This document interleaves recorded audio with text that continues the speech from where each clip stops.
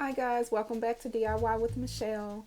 Do you have a garden or house plants but you don't have a watering can? Well, and you have a lot of these, don't throw these away so fast.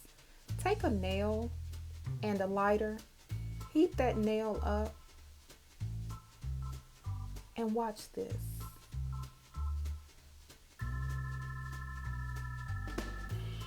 Punch that nail right through the top and make a hole. And keep doing that until you get however many holes you want in your top.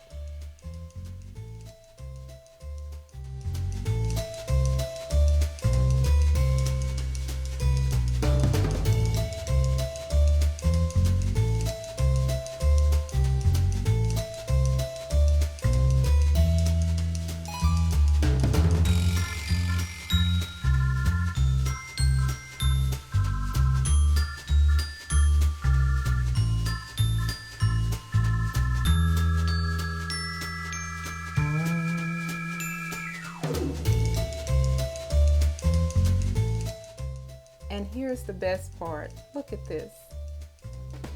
If you enjoyed this video, please don't forget to subscribe, hit the thumbs up button, and thank you so much for watching.